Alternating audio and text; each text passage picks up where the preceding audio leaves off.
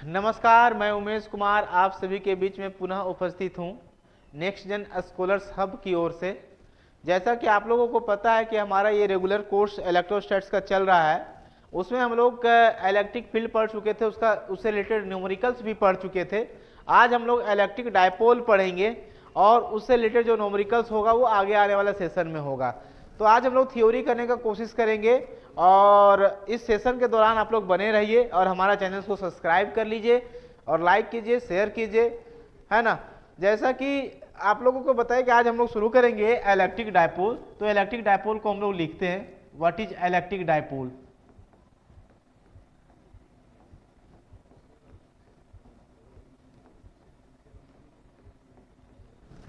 Electric dipole, तो electric dipole को define कैसे करेंगे। It is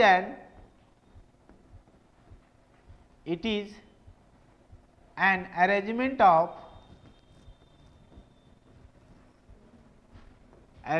of two equal and opposite charges separated by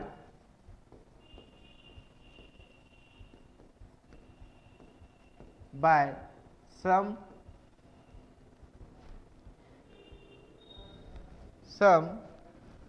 distances.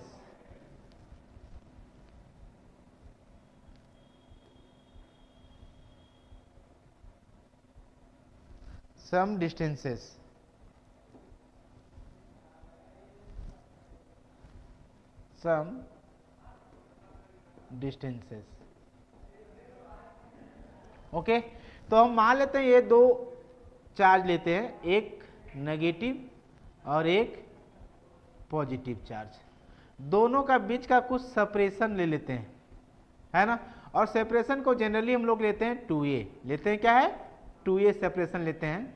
इसका पीछे का रीजन हम बताएंगे कि 2a सेपरेशन क्यों ले जाता है, ठीक है। तो ये है इलेक्ट्रिक डायपोल, ठीक है।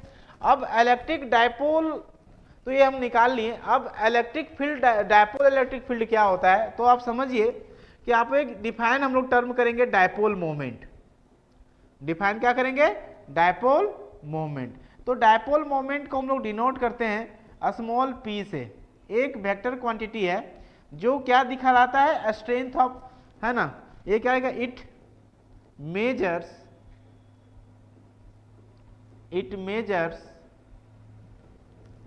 measures the strength of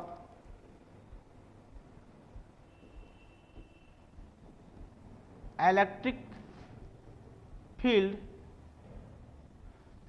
field due to dipole. तो डायपोल के वजह से जो इलेक्ट्रिक फील्ड स्ट्रेंथ है ना, उसको मेजर करेगा कौन, डायपोल मोमेंट। डायपोल मोमेंट कैसा क्वांटिटी है कि वेक्टर क्वांटिटी है। एक ऐसा क्वांटिटी है, वेक्टर क्वांटिटी है। आप लिखते जाना साथ में, it is a vector quantity. Okay, अब इसको हम लोग डिफाइन कैसे करेंगे। वेक्टर क्वांटिटी है, इसका मतलब इसके पास मैग्नीट्यूड भी होगा और डायरेक्शन भी होगा। ये मेजर क्या करता है, तो इलेक्ट्रिक फील्ड का स्ट्रेंथ को मेजर करता है, वो भी किसके चलते, इलेक्ट्रिक डायपोल के चलते। इलेक्ट्रिक डायपोल होता क्या है, दो इक्वल और अपोजिट चार्ज को सेपरेट किया जाएगा कुछ डिस्टेंस के साथ, तो उसे क्या कहा जाएगा, इलेक्ट्रिक डायपोल। डायपोल का मतलब ही होता है दो पोल, है ना, दो डिफरेंट पोल, दो नेचर का, एक पॉजिटिव तो दूसरा नेगेटिव। ओके, जैसे अर्थ का दो पोल होता है ना, एक नॉर्थ पोल और एक साउथ पोल, वैसे ही चार्जेस का भी एक पॉजिटिव चार्ज का भी हम लोग एक जगह रखेंगे और एक जगह नेगेटिव चार्ज रखेंगे, और दोनों का अमाउंट सेम होगा, मैग्नीट्यूड ऑफ चार्जेस क्या होगा, सेम होगा, और कुछ डिस्टेंस पर रखेंगे, तो वो जो टोटल अरेंजमेंट होगा वो क्या कहलाएगा, इलेक्ट्रिक डायपोल कहलाएगा। अब इस अरेंजमेंट के चलते जो इलेक्ट्रिक फील्ड होगा उसे कहा जाएगा dipole field, dipole electric field, या फिर electric field due to dipole. यदि उसका स्ट्रेंथ को मेजर करने के लिए जिस शब्द का उपयोग करते हैं उसे कहा जाता है डायपोल मोमेंट। तो डायपोल मोमेंट है क्या, it measures the strength of electric field due to dipole, और ये कैसा क्वांटिटी है, वेक्टर क्वांटिटी है। तो इसको हम लोग डिफाइन करते हैं, आखिर डायपोल मोमेंट होता क्या है, इसको डिफाइन किया जाए। ओके, तो डायपोल मोमेंट को हम लोग डिफाइन करने जा रहे हैं। डायपोल मोमेंट, तो ये डायपोल मोमेंट है, इसको हम लोग स्मॉल p से डिनोट करते हैं। तो लिखेंगे it is defined as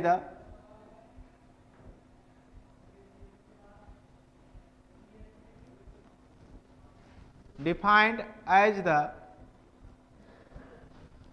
product of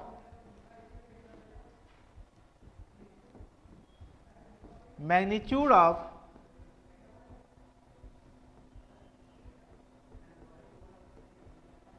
either charge and separation between them.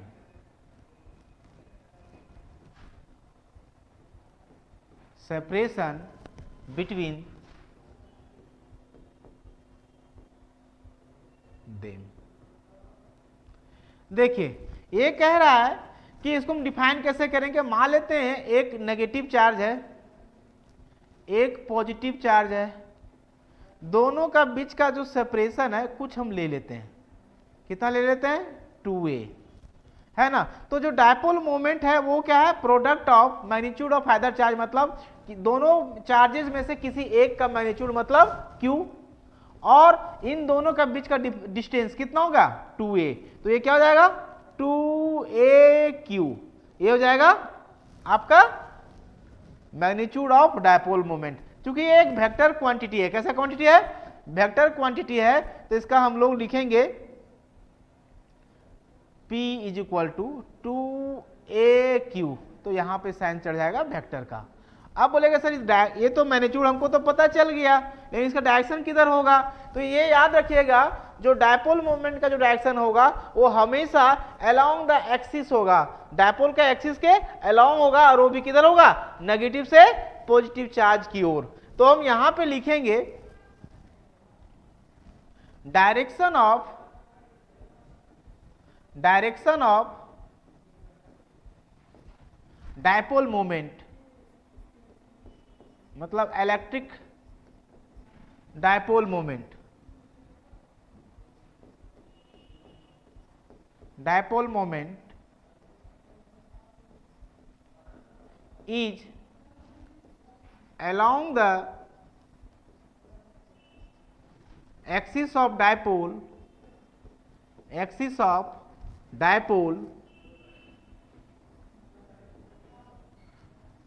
which is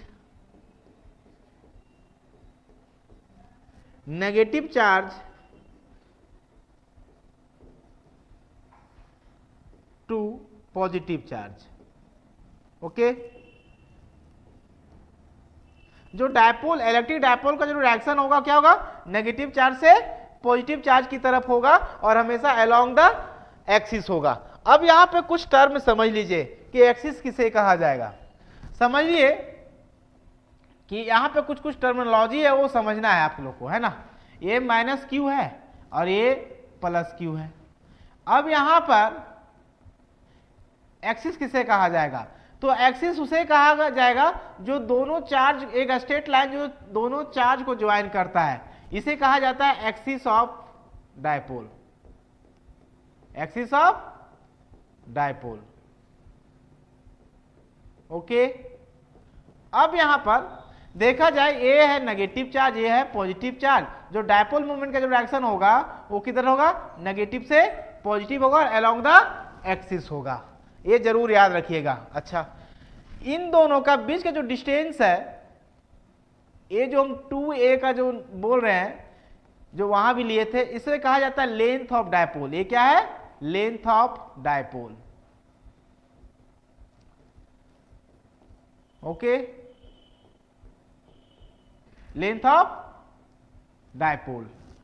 और इस लेंथ ऑफ डायपोल का जो मध्य पॉइंट होगा, जो मिडिल पॉइंट होगा, इसे कहा जाएगा centre of dipole. Centre of dipole, और इस सेंटर ऑफ डायपोल से यदि कोई परपेंडिकुलर लाइन पास हो रहा है तो इसे कहा जाएगा इक्वेटोरियल लाइन।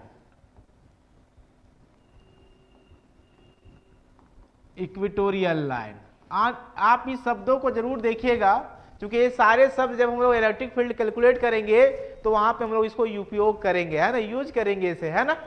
और यदि यहां से यदि कोई इस डायपोल से, मतलब इस ऐसे समझिए माइनस क्यू है, ये प्लस क्यू है, यदि ये सेंटर ऑफ डायपोल है ना, यदि यहां से कोई plane perpendicular to the centre of dipole से पास करता है और वो क्या होगा, एक्सिस का परपेंडिकुलर होगा, तो ये क्या कहलाएगा, इक्वेटोरियल प्लेन कहलाएगा, इक्वेटोरियल प्लेन कहलाएगा। एक मजे की बात यह है कि यदि आप इस इक्वेटोरियल लाइन पर कोई भी पॉइंट लीजिएगा तो वो यहां से, मतलब नेगेटिव चार्ज और पॉजिटिव चार्ज से दोनों से क्या, सेम डिस्टेंस रखेगा, मतलब इक्वी डिस्टेंट होगा। The point which is lying on the equatorial line, है ना, which is equidistant from the both charges, negative charge as well as positive charge. Okay, तो ये कुछ टर्मिनोलॉजी था डायपोल के बारे में। अब हम लोग चाहते हैं कि इस इलेक्ट्रिक जो डायपोल बना रहा है उसके चलते इलेक्ट्रिक फील्ड का वैल्यू कैलकुलेट कैसे किया जाए, है ना। तो हम उसको कैलकुलेट कर सकते हैं, कैसे करेंगे बता रहे हैं, नेक्स्ट देखिए। अब तो हम लोग कैलकुलेशन करते हैं ना, calculation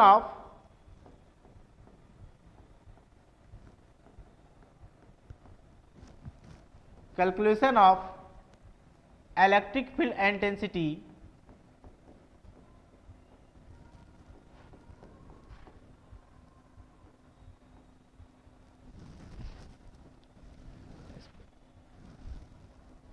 electric field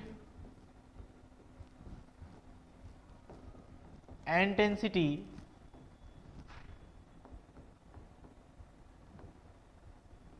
due to electric dipole. कैसे कैलकुलेट करेंगे, ध्यान दीजिएगा इस पर, है ना, क्योंकि ये हर एग्जाम में, ये सीबीसी बोर्ड वाले के लिए भी इंपॉर्टेंट है और जैक बोर्ड वाले के लिए भी इंपॉर्टेंट है ना। तो सबसे पहले हम लोग लेते हैं a point on the axis of dipole. यदि वो पॉइंट कहां पे लाई कर रहा है, डायपोल के एक्सिस पे लाई कर रहा है, तो इलेक्ट्रिक फील्ड कितना होगा। मान लेते हैं एक कोई यहां पर है नेगेटिव चार्ज, एक है यहां पर पॉजिटिव चार्ज, दोनों का बीच का जो सेपरेशन है वो मान लेते हैं 2a, ये सेंटर ऑफ डायपोल है, और इस एक्सिस से, इस ये जो एक्सिस है, इसी एक्सिस पर कोई एक पॉइंट P जो है वो लाई कर रहा है ना। ये मान लेते हैं पॉइंट P यहां पे लाई कर रहा है, ठीक है, जिसका दूरी सेंटर से हम लेते हैं r, ओके, और यहां से दूरी कितना हो जाएगा फिर, तो आपको पता है ये यहां से यहां तक 2 लेंथ है, मतलब 2a लेंथ है, तो ये कितना होगा a, और ये भी a, तो ये हो जाएगा r माइनस a, और यहां से इस नेगेटिव चार्ज से इसकी दूरी लिया जाए पॉइंट P का, तो हो जाएगा r plus a। Okay, electric field due to positive charge होगा, वो किधर होगा, away from the source charge, मतलब इधर होगा E प्लस क्यू, और नेगेटिव चार्ज की जगह किधर होगा, अलोंग द लाइन ज्वाइनिंग होगा, लेकिन क्या होगा, जस्ट रिवर्स होगा, मतलब उल्टा होगा इधर, ये हो जाएगा E electric field due to negative charge. यदि नेट इलेक्ट्रिक फील्ड आप निकालना चाहते हैं एट पॉइंट P पर, तो आपको क्या लेना पड़ेगा, वेक्टर सम लेना पड़ेगा, तो E प्लस क्यू माइनस, या फिर प्लस वेक्टर सम लेते हैं तो माइनस क्यू, दोनों इलेक्ट्रिक फील्ड के चलते, इसके चलते और इसके चलते जितना होगा वो हम क्या ले लेंगे, यहां पर वेक्टर सम ले लेंगे। क्योंकि एंगल 180 डिग्री बना रहा है तो हम क्या करेंगे, सीधा सीधी माइनस कर लेंगे। तो यदि सिर्फ मैग्नीट्यूड निकालना चाहेंगे तो क्या हो जाएगा, electric field due to positive charge minus electric field due to negative charge. क्यों? क्योंकि थीटा यहां पे कितना बना रहा है, 180 डिग्री बना रहा है। अब यहां पर ये इक्वेशन नंबर आप 1 ले लो। आप इलेक्ट्रिक फील्ड निकालना चाहते हैं, electric field due to positive charge. तो अब देखिए क्या होता है, Q upon 4 pi epsilon naught, और चूंकि डिस्टेंस यहां से यहां तक कितना है r माइनस ए, तो इसका क्या आ जाएगा r माइनस ए का होल स्क्वायर। ओके, और सिमिलरली E माइनस क्यू जो होगा वो होगा क्या, Q upon 4 pi epsilon not, चूंकि यहां से डिस्टेंस कितना हो जाएगा r प्लस ए का होल स्क्वायर। इन दोनों का वैल्यू इक्वेशन नंबर 1 में पुट करते हैं हम लोग, है ना। तो क्या मिल जाएगा, E plus q, E at P मिल जाएगा Q upon 4 pi epsilon naught r minus a का whole square minus Q upon 4 pi epsilon naught r plus a का होल स्क्वायर, यही ना। अब एक काम करते हैं, यहां से जो कॉमन है उसको बाहर निकाल लेते हैं।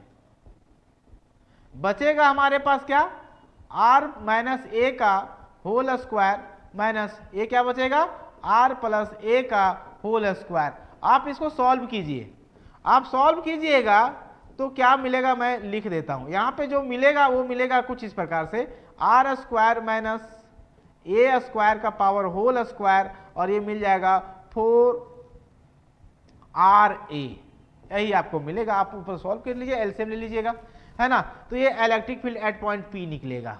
अच्छा, यदि हम ऐसा करते हैं कि r यदि मच ग्रेटर देन a है, that is r square minus A square का वैल्यू अप्रोक्सीमेटली r स्क्वायर के बराबर होगा। कहने का मतलब ये हुआ कि ये जो पॉइंट है P यहां से बहुत दूर पर लाई कर रहा है, मतलब r इतना अधिक है कि ये जो डिस्टेंस बहुत छोटा है, डायपोल लेंथ क्या है, बहुत छोटा है। तो वैसे केस में r स्क्वायर माइनस ए स्क्वायर किसके बराबर होगा, r स्क्वायर के बराबर होगा। तो electric field eight point P कितना हो जाएगा, ये हो जाएगा आपका 4QRA, है ना, 4 पाई एप्सिलॉन नॉट, और ये हो जाएगा r के पावर 4। ओके, तो आपको पता है r के पावर 4 हो जाएगा, तो क्या आ जाएगा, कटेगा क्यूब से। अब बचेगा क्या यहाँ पर 2 इंटू, इसको 2 बार लिखें, 2 दूनी 4 कर देंगे, Q इंटू ए और divided by 4 pi epsilon naught r q.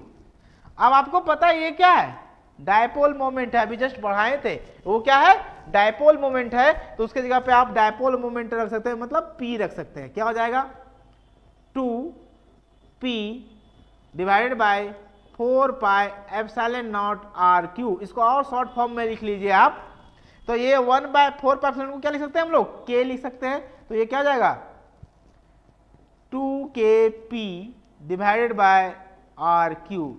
ये electric field at a point which is lying on the axis of the electric dipole कितना होगा 2KP bye r Q. K क्या है, तो आप लोगों को पता है 1/4 पाई एप्सिलॉन नॉट, P क्या है, डायपोल मोमेंट। यदि इसको वेक्टर फॉर्म में लिखेंगे तो कैसे लिखेंगे,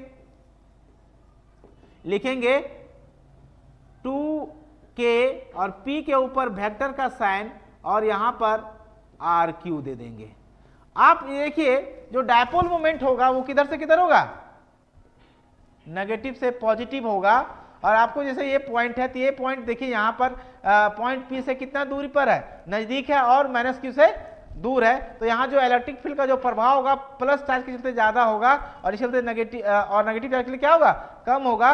तो नेट इलेक्ट्रिक फील्ड किधर मिलेगा हमको, इधर मिलेगा, जो which is along the direction of electric dipole moment. Okay, तो ये आज का हमारा क्लास रहा। आगे वाला क्लास में हम लोग पढ़ेंगे कि किसी इक्वेटोरियल पॉइंट पर यदि कोई पॉइंट लाई कर रहा है इक्वेटोरियल लाइन पर, तो वहां पर इलेक्ट्रिक फील्ड का वैल्यू कितना होगा इस इलेक्ट्रिक डायपोल के चलते। तो वो हम लोग नेक्स्ट क्लास में पढ़ेंगे, और कुछ साथ में हम लोग कुछ न्यूमेरिकल्स भी करेंगे इस रिलेटेड, है ना। तब तक के लिए धन्यवाद। हमारा चैनल को सब्सक्राइब करें, लाइक करें और शेयर भी करें। Thank you.